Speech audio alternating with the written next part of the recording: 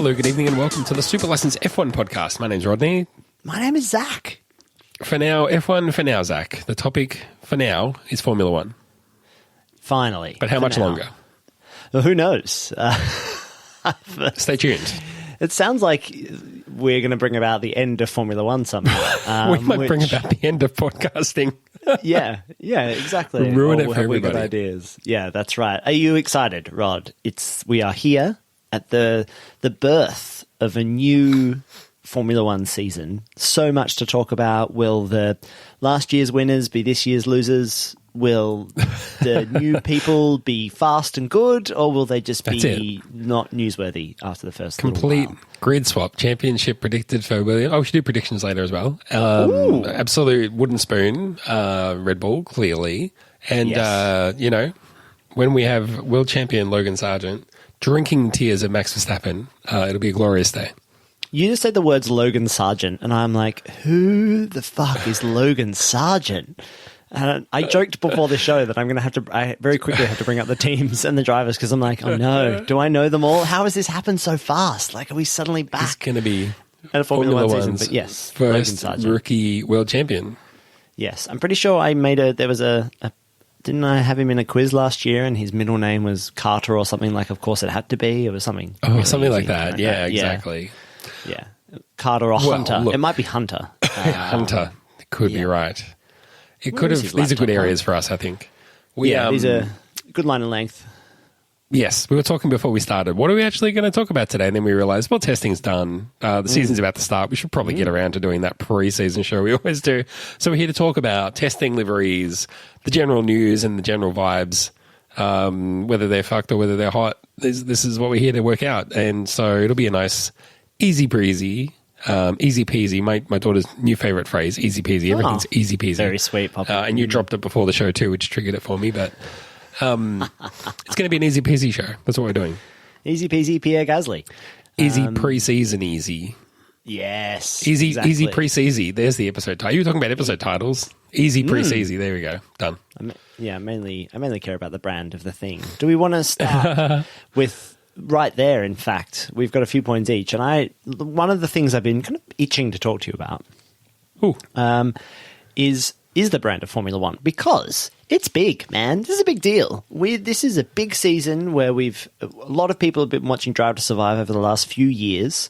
Everyone knows all the characters now. They know all the arcs, and we've got some fresh new faces. We've got we've got a full season ahead of us of scores to be settled. Teams that kind of come back into domination or not.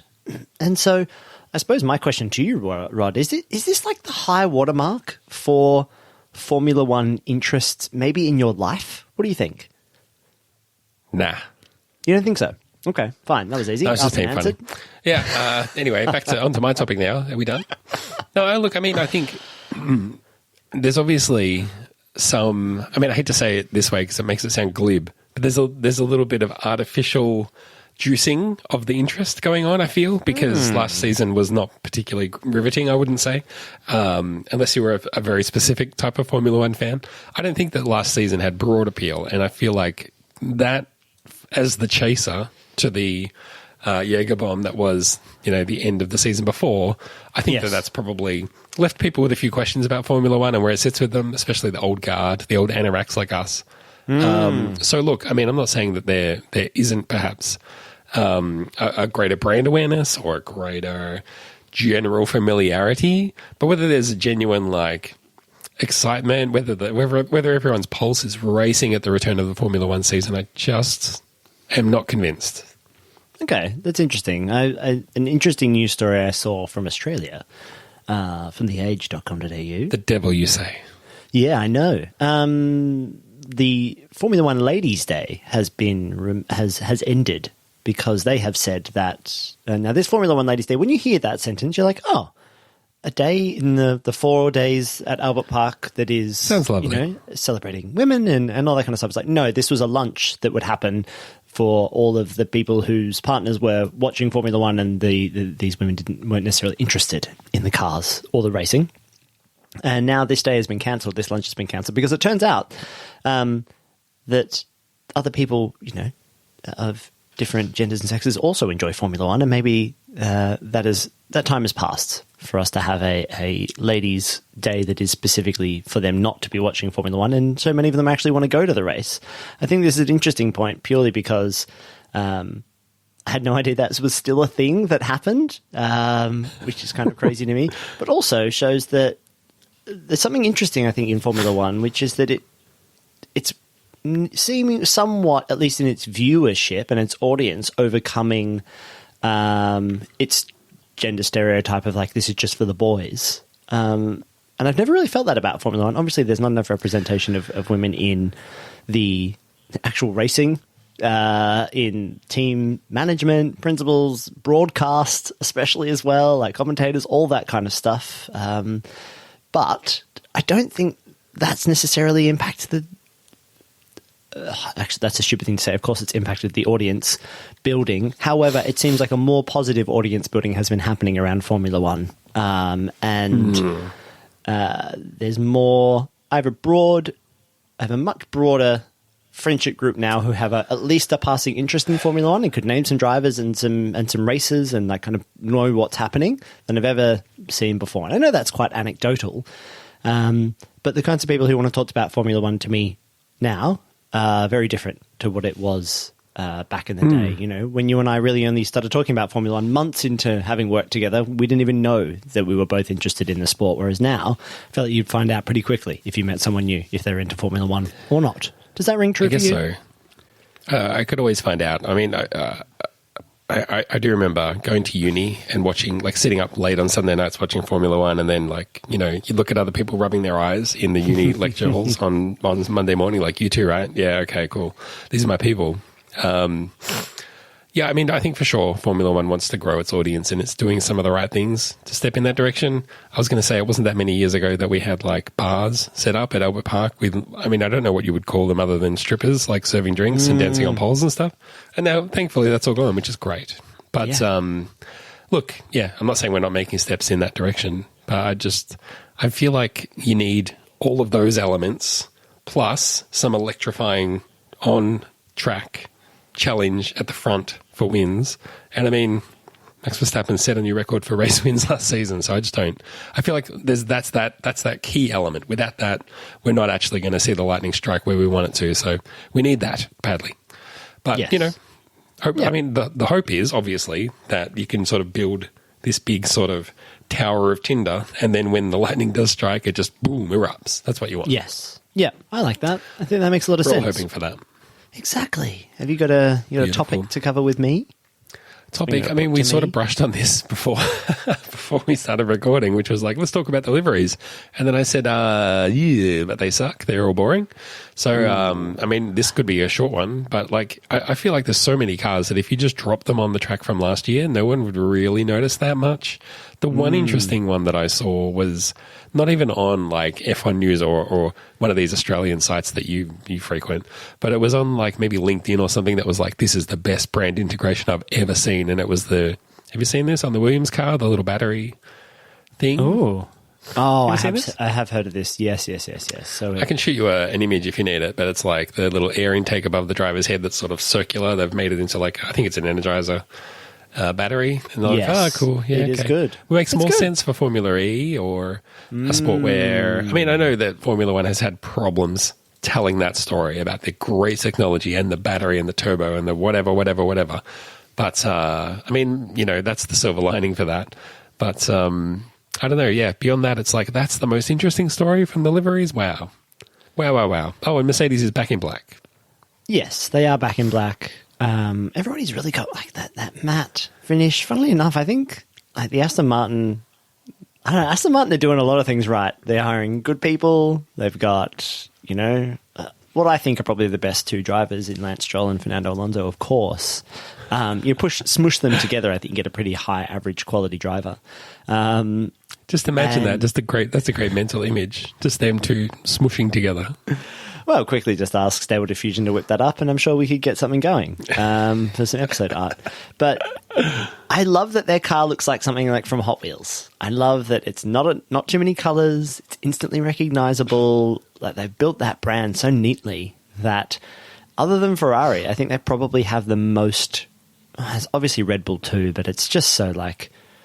I mean, it's just not a hard livery to organise. And I know that Aston Martin have been this kind of tealy, kind of greeny colour for this whole time, but I really like how, as I said, it looks like a Hot Wheels Formula One car. That's like, yes, this is a Formula One car. These are the crazy fun colour. It's nice and reflective. It looks good. And I would say one other thing, Rod, is that the cars, I don't know what it is, but all the pictures I've seen, they look smaller in a way that I like. You know me. I like a smaller. I do know you. Car. Yeah. No, the two things about you are your name is Zach, and you think the F1 cars are too big. They're too big, Rod. Your defining characteristics. Yeah, they're too big. But I feel like maybe it's because the rear wings are tighter and neater and smaller. I don't know. The whole thing feels like smaller. More like sucked in. The side pods seem a little smaller as well. More teams are going with more like what Mercedes did last year. Remember last year after testing, it was like, how have Mercedes got such a tiny thing? And it was like, turns out that's because that wasn't a great move. They weren't that quick. But everybody else is like, we can cut little holes in the side of our car and make it smaller like you did. So now it looks like everybody's being shrink wrapped down, which is quite nice. I like that. Everything seems really low and small, and I feel like the halos are more integrated with the cars now, like more part of the livery. They don't look like they've just like been bolted on. Everything looks quite smooth. Someone did a Photoshop and edit the other day of, this is what the Ferrari would look like without the halo. And I felt like it looked worse. Like it just didn't, I don't know. It just doesn't feel, I don't know. Maybe the halo it looks like an extension of the car now, like the brow of the nose or something. I was going to say the car's designed now to incorporate it, where it did look bolted on for the first few years, but now they're like, well, let's take this challenge, turn it into an opportunity. Yeah, I'm sure it's doing aero work. I'm sure that everyone's doing like, look at this fun shape. You've got to make sure the air washes over the car in a specific way and into the airbox and away over the rear wheels and onto the, the real anorak stuff that you and I really like. Well, maybe you could save us with a different topic change, a swing in direction. Anything else anything else caught your eyeballs? Specifically around just the off season, there's been lots of talk about who's coming into Formula One in the next push, right? Ford have said that, we're coming in and we're gonna supply. So there's a new prospective list of engine suppliers for 2026 Formula One. Let me just make sure I've got all of them right. So the FIA has confirmed this story is not that new, but it's newish. But I don't think we've spoken about it. Just give me the actual list, people. So we've got Alpine, Audi, Ferrari, Honda, Mercedes, and Red Bull/Ford together.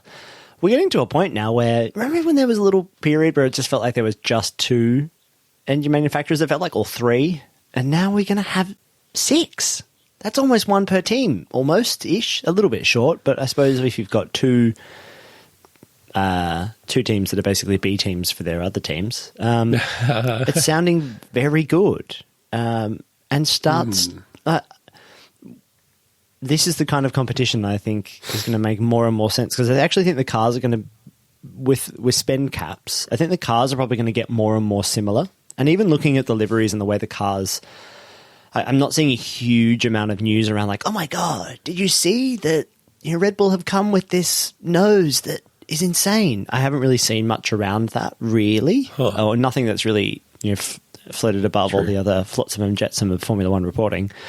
But I think that, the engines and the power units specifically, obviously, as what we call them, it's a couple of Formula men, we know the names of things, is going to be a massive difference between those cars. And when you've got heavyweights like Audi on behalf of the Volkswagen Group throwing their weight around in Formula One, and Ford wanting to be quite bullish with making sure that they don't look like fools, and Honda never really being able to get away from the sport, right? Every single time they're out, they're getting dragged back in. I don't know how they make their decisions at Honda about their Formula One relationship. It's like they never quite know how to turn the lights off, or someone walks past the door again and in the Formula One development power unit rooms. They're like, oh yeah, we've got all this space. What should we use it for? We should use it for making Formula One engines. I'm like, I'm sure we stopped that last year, but let's keep going. Yeah, there's people just sitting around twiddling their thumbs. Go on. Oh, go on. Yeah, go on. Look, come on, it'll be fun. So yeah, I think that's very exciting. And if you pair that with, I love that all the Formula One teams are like, you know what? We've actually probably got enough teams though. So Andretti Racing, if you want to come in, it's going to cost you like 600 million euros, not the 200 million that it was going to cost before. Feels like if I was another Formula One team, I would be like, oh, same amount of money spread across more teams. No thanks. No, thank you. Yeah, I don't need that. And the growth is just not going to go forever. You know, they're not just this. We're in a boom time for this sport, but support for sports or viewerships on sports tends to ebb and flow. Formula One's having its day in the sun right now, but unfortunately, the planning does 2026 is a full 3 seasons away. A lot can happen between now and what would be up to season 9 of Drive to Survive at that point. No way. That's more seasons than Peep Show at that point. By then, imagine that. By then, we'll have at least 10 races in the US, though, so it's fine. Yeah, I mean, we'll have and you know what? We'll have enough scripted Will Buxton that we could create an AI version of him, and he could just host Drive to Survive, so we wouldn't even need him on the show. Beautiful. Love it. And then we get AIs to do ourselves watching him, and then we can we can all just not even have to consume content anymore because there's a self-fulfilling content creation machine. And then there's so much content that nobody could possibly listen to at all. And then we all just it's like a singularity. It all just collapses back into itself. And we all just go outside and touch a tree. It's going to be great. Yeah. Cool. Well, that was good. I didn't think we were going to get there. What do you think about, this Sebastian Vettel fella? Boy, I thought we were done thinking about him. But the Formula One, like Honda, right? The new cycle has been having a field day with hey, maybe Sebastian Vettel will come back because Lance Stroll, he hurt his wrist picking up his wallet or something. So they're like, let's get Sebastian Vettel back in there. And then they're like, Aston Martin won't rule out that Sebastian Vettel may return. And then 10 minutes later, Aston Martin rules out that Formula One will see Sebastian Vettel returning. It won't be him. It's going to be someone else if Lance Stroll doesn't return. Wow. This is because you said, let's talk about that. And I was like, no, I want to talk about it because I think it's dumb. Because there's been so much written about that. And it was like a thought bubble from somebody that had basically no basis in fact. But it was written up as though yes, can you believe it? He's going to be returning without even having missed a single race. Incredible stuff. I'm like, but it hasn't happened and it probably won't. That's true. Why would it? What's in it for him? What is in it for him? Well, I don't know. Maybe he misses it. Maybe he's gone away and he's come back and it's like, you know what?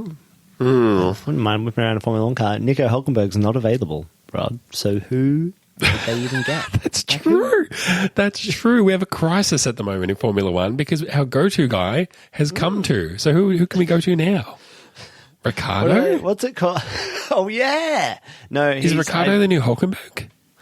God, exactly, pretty much. What a Freaky Friday. I don't think he would answer. Swat. I don't think he would answer the call. I think he would be like, nah, I'm busy riding dirt bikes. Well, here's the thing. If he didn't want to drive at Williams for a whole season, why would he want to go there for one race? Yeah. You need a driver? Call someone else. I'm sleeping in. Yeah, that's right. I've got a Australian metal gig to go to or something. I'm going to go... Yeah, anyway, I don't want to get done. Who are the other contracted drivers? Super licensed drivers that could even fill in for Lance Stroll. Well, I mean, they're getting this dude. Now I'm going to have to actually pull it up. They're going to get some name guy who I assume just comes with a whole bunch of money. But see, they should open it up to. You should be able to win a contest. When a driver can't fulfill one of their duties, they should just open it up and we could all enter. It's the raffle. Yes, you get the people's choice. Yeah. If we could tie that in. Like when you can't afford a lawyer, you just get this one. Court appointed. Yeah. Sorry, the FIA has appointed you one F1 fan. I like the idea that it might be for Aston Martin, they would have to race, it would be some random Dutch Verstappen fan who would just drive the car straight into the wall or something. That'd be great. The chances. Be mad. I don't think I'd even want that. Would that even be a competition you'd want to win? I think it would be too stressful. Well, I mean, it would be horribly stressful. I mean, I don't even know what made me think of this, but that time that I just said Boris Johnson tootled around the London track in Formula E, the Formula E car, doing about 10 miles per hour. That's what I would be like in that car. But the thing I learned from Top Gear all those years ago when Richard Hammond drove a Formula 1 car is you have to drive them fast, otherwise they don't work. Otherwise, the aerodynamics don't push the car down. You know, Formula 1 cars have so many aerodynamics that you could drive it upside down in a tunnel. Did you know that? That's what I tell everybody to impress them. The one F1 fact that everybody seems to know. Yes, it's true. I would love to see actually tested. Why don't we just test these kinds of things? Okay, so who's going to replace him? Who's this guy? Tell me more. Felipe Drugovich. No. He's the F2 champion, isn't he? Yeah, fair enough. I don't know. Yeah, of course he is. Yeah. Yes, F2 champion Drugovich will step up from his role as a reserve driver if Lance Stroll is unfit to participate in the March 3 to 5 race weekend. There you go. March 3 to 5 race weekend. Yes, it's my favourite day is March 3 to 5. That's my favourite day of the race weekend. Yeah. I was trying to think, is it Fernando? Is there a chance that we could have a double Fernando team? But no, Felipe. Another great Formula One name, but it's not quite up there with Fernando. And the chance to have the two Fernandos side by side, just it's a shame. That would have been really good, though. Yeah. Do they like each other, do you think? Fernando and Stroll? Yes. Also Fernando and Sebastian. Yeah. Sorry, my mind wandered as I was thinking about Sebastian Vettel and Fernando. Yeah, sure. Do you think they have each other's... do you reckon they WhatsApp? I don't know. Probably Facebook Messenger. Man. I reckon they're old guys. I reckon if Vettel is visiting, and he's like, I'm just passing by and I know that this other driver lives there. I don't think he's... I'm being serious. I don't think Vettel's friends with any Formula 1 driver. I just can't say it. He's to that degree where he's like, I'm going to be in... not Monaco, but like I'm going to be in LA next week. I know Daniel is going to be there at his house. I'll just maybe call around for a few beers. Like, no, I just can't see that happening. No, he's just not going to do that. No matter what I Google for Formula One, the same story keeps coming up. McLaren's Lando Norris punches wall after miserable testing finish. And this arc want to see the video. Lando Norris has gone on is incredible. Is there video? Okay. Yeah, I want to see video. The other detail of the story that I heard was that it was flimsy. It was a flimsy wall. Oh, he's not the Hulk. He's not punching holes through a cement brick wall. He punched a wall, but whoa, it was just a flimsy wall. Yeah. Obviously not very happy with testing, but no matter what I put into Google, that same headline comes up and Lando Norris punches wall. I didn't know that he was a wall puncher. Formula One's most eligible guy. People love Lando. But remember when he was like, I mean, I know he drinks a lot of milk, but are his bones that strong? Because, walls, even flimsy walls don't muck around. And those he knows for his driving hands, Those are his driving hands. And this is, look, to speak to Lance Stroll, you don't want to hurt your driving hands because then, No. you have to call Sebastian Vettel. I like the idea that Lance has to find his own replacement, that Aston Martin look, you fucked it up. You got to learn. You fell off your bike. You shouldn't have done that. You're going to have to find, like when you want to move out of a flat and they're like, well, yeah, you can leave. You can break out of your lease, but you've got to find the replacement. Find someone else. So I like the idea that he literally dialed Hulkenberg's number and was like, oh, fuck, he's already at that other team. Damn it, he's done. I suppose the only other Formula One driver who picks up is Seb. You call Hulkenberg, and his voicemail says, "Hi, you've called Nico Hulkenberg. If you're calling me to drive for your Formula One team, please remember that I'm already driving this year. Please stop calling me."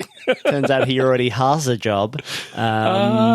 Pretty good. Because he drives for Haas. Yeah, I don't know. Speaking of F1 friends, did you see... This came up on my TikTok For You page the other day. TikTok worked out that I like Formula One and is now trying to serve me all kinds of Formula One content. Good for them. And good for me, in this case. Did you see this Karun Chandok interview where he talked about Kimi Räikkönen? Have you heard this story? No. No. So it's post-race, where were they? It might have been like Budapest or, I don't know. No, it was somewhere random.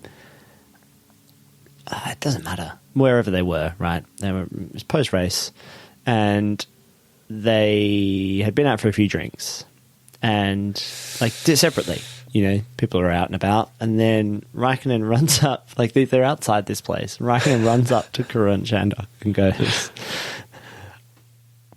"You got to take me somewhere to get a curry right now." Karun's like, "What?"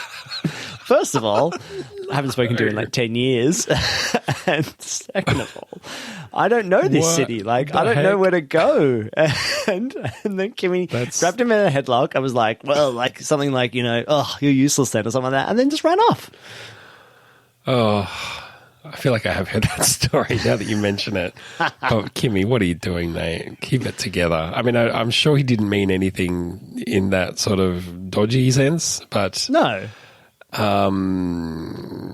Like, I genuinely think he wanted the curry, but 100%. Boy, yeah, man, no, he's gone. Who might know how to get a curry for me that is good? Karun Chandhok. There we go. That's who I'm going to speak to. I just think it's funny. Yeah, I think it's funny because Karun told the story, so that makes it funny as well. Kimmy saves all his words for when he's had a few drinks and will refuse to talk otherwise. I can believe it.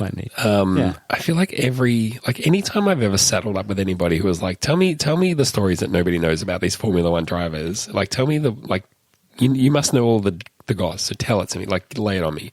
It's kind of always the same. And if you read any Formula One driver's book, it's always the same thing. They borrow like the boss's personal, whatever, $7 million car. They drive it too fast and they ride it off. I mean, it's that every single Formula One driver seems to have done that. And then the other stories are always just like, I went to this party that was run by the king of Micronesia or whatever.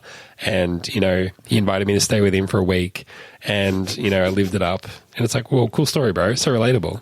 And I just feel like, I don't know. I'm sure that Formula One drivers live this amazing lifestyle, and obviously a whole bunch of hours goes into very, very boring crap that no one cares about. And then the rest of it is like celebrity lifestyle. But it's like no one's thinking to write it down as they go, or no one's thinking to like document it, because when you ask them, tell me all your great stories, or you ask insiders, what stories have you heard about this driver or that driver? It's always like, oh, he's just so funny. It's like, well, tell me a funny thing he did. Like, oh, he just one time, I said, throw me a Coke, and he did. And I was like, what a guy. Like, what a guy. Not what I'm here for. I'm here for stories with a bit more juice than that. No, but I feel like that's sports people generally now. That you don't get, like, I don't know. You've heard me say this before, but I think Formula One drivers are nerds. That's just how they are. They're really serious professionals. They have short careers. They have to stay super, like, trim and in line and, like, live quite regimented lives. Like, look at what they did to our boy Yuki Tsunoda. He wanted to have a fun time. He didn't want to be in boring Milton Keynes or whatever. He wanted to be out there, like, having a cool life. But no, they had to ship him off to Italy and, like, whip him into shape. That's... And you can't have too much. It does seem like the bar is low, Yeah. Like, you don't need to do too much to be like, wow, what a character. I suppose that's true. Yeah. And look, this is also at a time when the characters are driving to survive, and are driving a lot of the brand of Formula One forward and that audience building too. But I think it's a pretty, I don't know, maybe you don't have to do too much to seem like a bit of a character in Formula One, when really, like, we all know people who are more interesting than these Formula One drivers, from what we've seen of them. They're not particularly... They're not rock stars, are they? They're just, well, maybe they go the thing the world, is they drive on tracks and then they go home. It could be that they're like, look, I do actually know the juicy stories, but the problem is they're so personal and so, like, defamatory. Like, if I told you, yes, like, someone's going to come and stick a poker down my throat so that I can never tell a single other person again, like, they're going to come and take my thumbs. This is how juicy the stories are. Like, it's like mob level, but, bad things are going to happen to me and my family. I literally cannot tell you. Yeah. I just feel like Formula One has circled the wagons around its sport. Like, that has been part of Liberty Media's, like, perfect strategy, has been to make Formula One like almost back to what people talk about it being like in like the 80s or something, which is like, here is this traveling circus. We're all players. We're all here to make as much money as possible. We are the stars of the show, and the journalists that come along on that journey have to like sign a social contract essentially that is like, yeah, you will like, these are the things you can kind of talk about, like, and these are the things that are part of the circus that kind of stays within the closed doors of the paddock. And you know, there's probably fun parties and but it's become so professionalized and stuff as well that like, it's not, I don't know, I don't think it's going to be too crazy in there. It feels more, I don't know, maybe far more organized than like, hey, a bunch of people who turn up to a racetrack on like Wednesday and then by Sunday, well, we run our race and let's all have a beer and stuff. It's like, no, like everyone's still got work to do till 3 a.m. Pack up the things, get them on the things and get them on the next plane to go. And then quick, you want to rush home and see your family for 2 days because then we've got to fly out to Azerbaijan or something. And then it's very serious. Like all of this is really well drilled. Even the most like relaxed kind of shambolic teams are probably way more organized than championship winning teams from 20 years ago. Definitely than our podcast, 100%. Which, yeah, probably puts a bit of a dampener on like how much fun people are having. I would imagine that, you know, like Crofty is probably having more fun than any of the other people in Formula One. Like he just does a bit of commentary, doesn't have to do too much journalistic work, but he's there all the time, having fun with all the people, you know, chatting with David Coulthard and have a few beers and go out and do some social stuff. And yeah, like he's having the most time. The most time. He's having the most time. He's having so much time. He's there early and he's there. He leaves late. Yeah, you know so what I'm saying? much Like time. We're not here for a good time. We're here for a long time. For a most time. That's the famous saying. I think Charles Bonson said that. Oh yes, Zach. Before we wrap up on testing and everything, I did want to touch base about this story about how later in the year they're going to be voting on whether or not they should ban tire warmers. Tire warmers, I believe, have been part of the sport certainly the entire time that I've been watching it. The idea that they would not have tire warmers just seems kind of absurd. It's so fun watching them like lower the car and then they take the tire warmers off the bottom and they put them on the top. Like do it quickly so you don't lose any heat. Don't lose any heat, and then you whip them off and the car drives out. But I guess their thinking is like, hey, if we get rid of the tire warmers, you might get a little bit of a bit more squirrely, a bit less perfect performance out of these cars. But I feel like we're always chasing that thing of like, if only the cars were more difficult to drive, the racing would be better. It's like, that just never works. We always try that and it never works. And then everyone crashes. And then it's like, you know what I like? When the race doesn't stop heaps of times. Yeah. For stupid reasons. I really like it when the championship isn't decided by dumb stuff like that. But I don't know. Any thoughts about that? I know Hamilton has come out saying it is wrong. He said there's going to be an accident. He's like, someneat going to get hurt. This is bad. Yeah, it's Formula One, mate. There will be accidents. You can't do it. Actually, just speaking of Lewis Hamilton, his Neat Burger has opened up a shop right near my closest train station. Hello. Which is I'm really hearing taste test for the podcast. Yeah, maybe I should do that. Go in and have one of the vegan or plant-based burgers at Neat Burger. Have you had one before? No, I was tempted to go in, but I went to Honest Burger next door. But I mean, have you ever had a substitute meat burger? Yes. Like those, yeah, those we keep them in the freezer at home. Yeah, we keep Beyond Burgers in the freezer for random burger nights, just in case you need to, because they keep me nicely. I like them. I think with substitute meats, I think they have to be good on their own terms, not good at faking what they are replacing. Like, it should just be a nice thing. Fair. Not like, how close is this to a beef burger? It's like, no, this is different. You know, it's not like Coke and Coke Zero. It's like, you know, Coke and Pepsi. They're not trying to be each other. They're trying to be different. And take them on their own terms. Or, you know, Coke and beer. You know, they just treat it on its own thing. And every single fake meat thing I've had that is trying its best to be a real meat thing is always less good than like... the best example I have of this, I reckon, is Greg's, the bakery convenience chain in the UK. They have their sausage rolls are like £1, and then they have a vegan sausage roll. And the vegan sausage roll is more delicious because it has more spices and just has more flavour.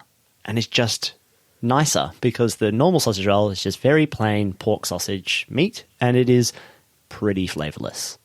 So they've gone out of their way to be like, hey, we're not like replacing the pork one. It's like, here's the vegan one. It's got heaps of flavor, and just if you're looking for a nice flavorful snack, have that. But they're not trying to be like, yeah, so it's like fake pork sausage roll. It's like, no, it's just a vegan roll. So yeah, anyway, that's my big thing. Back to tire warmers. Yeah, fuck them off, mate. Just another cost we can save. It's stupid. How warm were those tires anyway when the cars get on the track?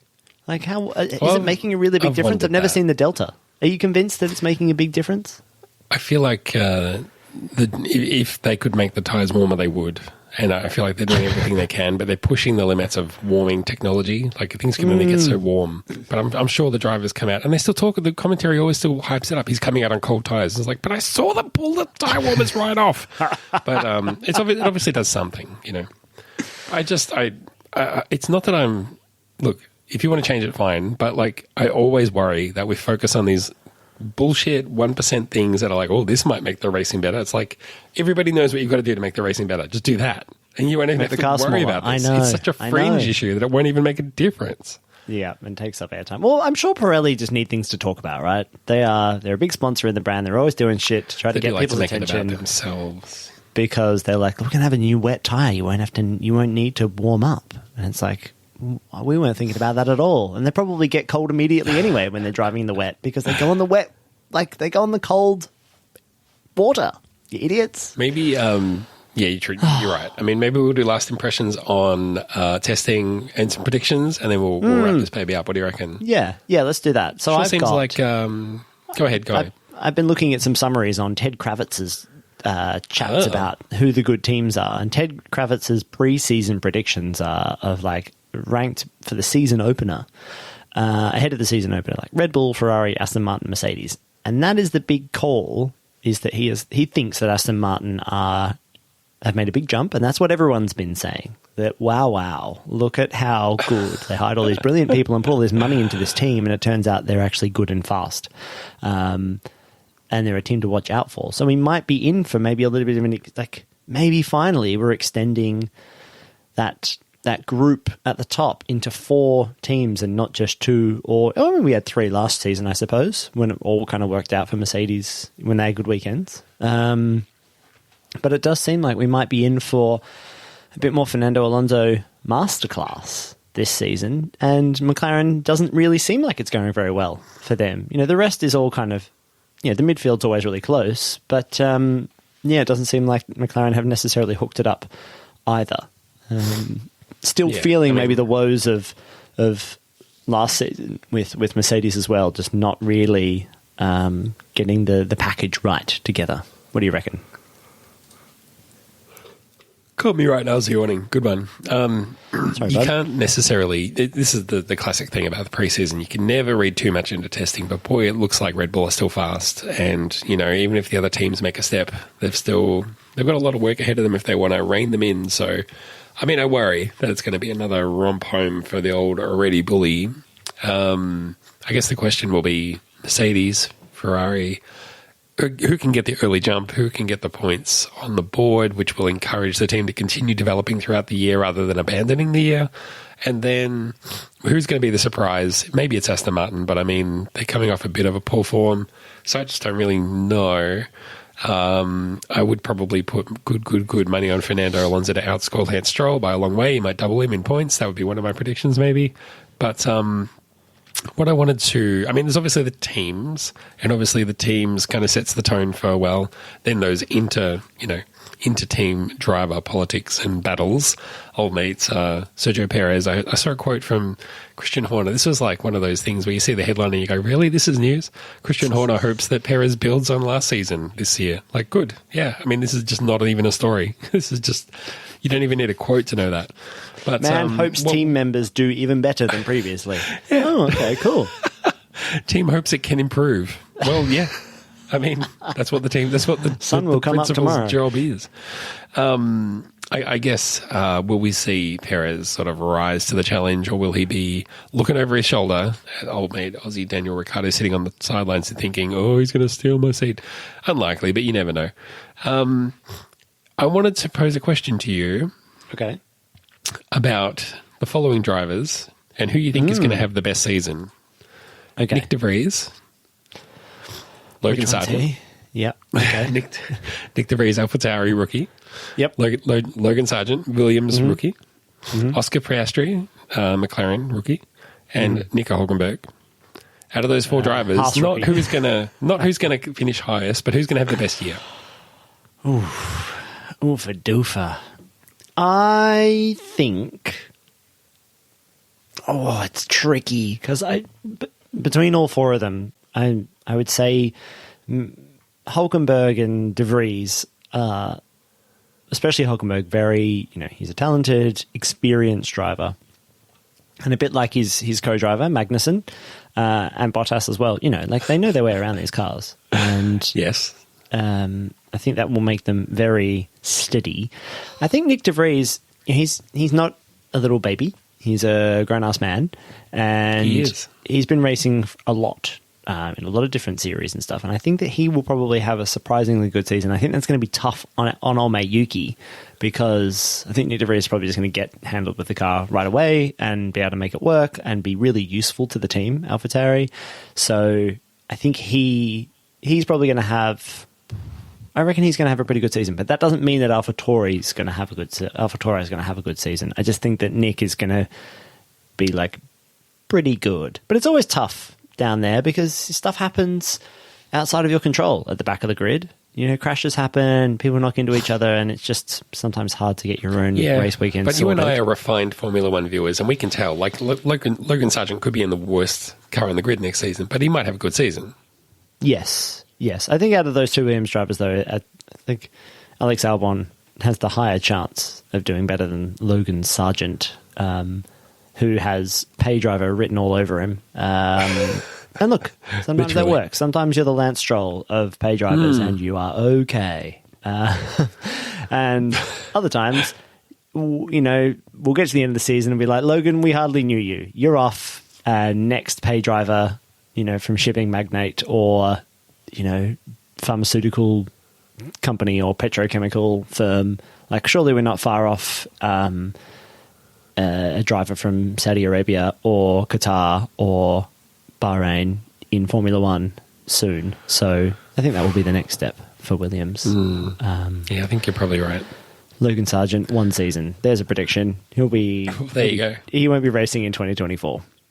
Sorry, Logan. Looking at the aforementioned drivers, I think Hulkenberg might be a little bit unsteady. I think that, he will be fine, but no better than fine. I think Logan Sargent will be less than fine. I think Nick De Vries will be steady, maybe okay, maybe good. And, I think Oscar Piastri is the one I have the big question mark over because he's clearly good. But, we've seen drivers who are really good drop straight into one of the top, 3 teams and go completely to water. So I hope that he holds it together and does well, but we'll see. Yeah, it seems like a challenging team at McLaren right now. He's got the hardest job out of all of those drivers. Yes, yeah, because he knows that we're watching him. There've been some memory. Yeah, exactly. There's been some murmurings in my friendship group of Formula One watchers that they're not a fan of Oscar. I think he's a little bit of a meanie. So we'll see how that narrative emerges over the next little while. I don't think him and Lando are going to necessarily get along, because I don't think Lando has ever been the guy who's like, hey, wait a second, a young upstart? I'm the young upstart. It's like, no, you're an old man in Formula One now. I love pulling on these threads. This is hot. What's the percentage chance that one connects their fist to the face of the other throughout the course of the season? Better than 50%? Lower than 50%? Face to fist. I don't know. I don't. I think it's less than.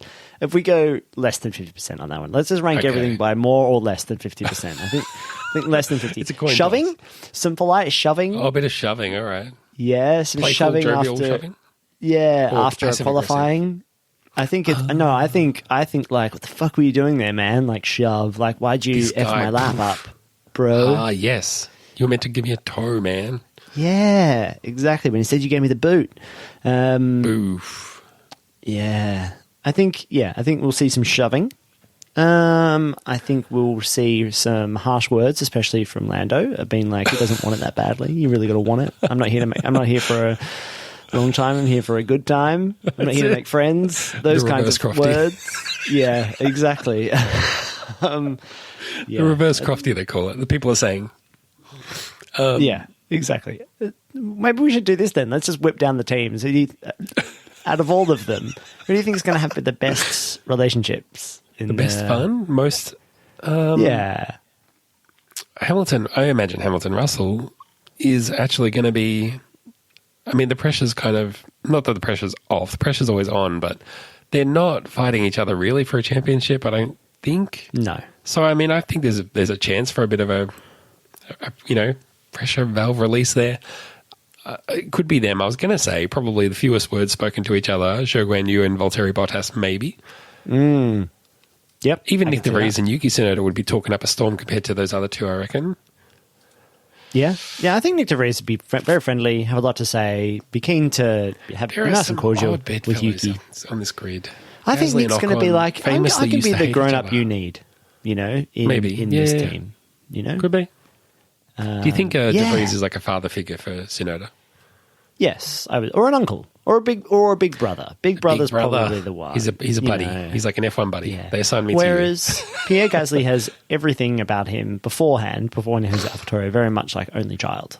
Like, yeah, I'm nice, but I'm here for me. That's what I mean. Again, famously, Gasly and Ocon hated each other. They used to be best friends, had a huge falling out. I didn't even know any of this until there was like an interview a few years ago. Like, we don't even talk to each other. But now they're fucking teammates, mate. You're gonna have to. And they're going to be like, Gasly, tell Ocon how to be faster on that lap. And he's going to be like, no. Nothing like the high-pressure situation of being at the French government-supported French racing team with two French drivers. I'm sure this will just be perfect and easy and fine and definitely not going to just completely blow up at, like, the French Grand Prix, for example. I think it's going to be easy peasy. I think we're going to get more from McLaren signs of them just focusing on making sure that they're good. They seem to get along okay. They're both seasoned professionals now, though. Like, it's so weird to look down the grid and be like, yeah, they're like Sainz is like an old hand, and so is Leclerc now. We've got new young people like Logan Sargent coming in to be the little guys, and Piastri as well. So, yeah, I agree with you. We're going to see explosions at McLaren and Alpine, and maybe at Haas as well. Although maybe Magnussen and Hulkenberg are just like, you think they're going to blow up at the stag do at the Bucks party, but really they understand each other really, really, really well, and so they're just not going to get in each other's way. They're just going to be fine. It's banter. It's like my ball. They're just two sides of the same coin. They're just like so similar that they just don't even know it. Yeah, exactly. Two of the best hairs in Formula One together racing. I like it. They'll probably share like gel and like hair product secrets together. They'll be dipping out of the same clay pot soon enough. Any other wild predictions for the season ahead? I don't know. I think everyone thinks that Sergio Perez is going to be out and Ricciardo will be in, but I don't think that'll happen. I think that'll be too disruptive. I think they'll do so well this year, Red Bull. I think they'll actually probably pretty much dominate the season again, that there'll just be no point in changing anything. Well, that will save Perez, right? Is it? That'll just 100% and it's like, to achieve what? For what? Yeah, exactly. Like, what would be the point in changing that? And then, I don't know. What about you? You got some crazy predictions? Oh, isn't that crazy enough? All the ones that I already laid down. Alonso doubling Stroll's points and so on and so on. I suppose, but we've had a lot of team leader changes. Like, a lot of principles have changed. Vassar's gone to Ferrari. Maybe that means that Ferrari will get their act together strategically. Can't you get used to seeing Vassar as the head of Ferrari? It came from out of nowhere, and I'm not comfortable with it yet. What about this? We've got 3 races in the old US of A this year. Who's going to win the US of A Cup? The 3 races. Who's going to come out on top? I think Logan Sargent is American. That's true. That is true. Maybe, you know what? They have funny tracks. I can't believe Crypto.com still sponsors the Miami Grand Prix, though. Like, surely we're going to turn up there and there'll be nothing there. Of course. They're going to be like, where did it all go? It's on the blockchain, man. Don't worry about it. I reckon by that point in the season, I don't think Lewis is going to win the first race there. But where are the rest of these US races in the season? The second half, I reckon Mercedes have sorted it by October, and I think Lewis Hamilton is going to win 2 out of the 3 of those races. Oh, wow. Yep. Especially Vegas. All right. Well, you're in Hamilton. I'm going to go Charles Leclerc will win the US Cup.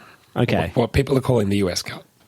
Yes. What we are naming the US Cup, sponsored by Super License Formula One podcast. Put that one on your pin board, and we'll hit it again later in the season. Anything else Formula One wise you want to touch on, Zach? We've got a season ahead to do ourselves. And I'll tell you another thing that's coming up that we need to think about and schedule something in for. Freaking 10 years of Super License coming up. Oh, shit. Well, have we already had our 10th season? Was that last year? Yeah, but that's not 10 years. That's true. You're right. I think it's early April. Early April, so 10 years. The Australian Grand Prix and then the Azerbaijan Grand Prix. So maybe, we can make after the Azerbaijan, the 28th to the 30th of April, we could do a show. We'll do a show between Australia and Azerbaijan because there's like a 3-week break. We'll do our 10-year anniversary show. Yeah. And that way we can recap out what that involves. Saudi Arabia and Australia in that episode. Sounds good. You know, those 2 races just go hand in hand. And I would also say on a scheduling note as well, I think we will watch Bahrain and probably have a show after Bahrain before Saudi Arabia so that we can have all of our predictions from testing, all of our hard-earned, well-understood predictions from testing. How did they actually match up against the first race of the season? Because you can learn everything you need from the first race in the season, I reckon. That's what everyone says. Yep. One season does a summer make, is what they say. Well, I reckon that we're pretty much, our work here is done. We've done a great job, if I do say so ourselves. Stay tuned for everything coming from us this year. As always, the action is going to be on Discord, so you want to get on there. How do you find that? Well, there's a link to it on our website, which is at superlicense.fm. Zach, this week, the FM stands for? Fiddly Machinery. That's a Formula One car. Fiddly Machinery. Yeah, testing themed. So you can jump on there. You can jump on the Twitter. My enthusiasm for Twitter is waning so much that I just don't even know anymore. But get in the Discord, I reckon. Yeah, get in the Discord. Watch these races. Get on the new season of Dare to Swear, Drive to Survive.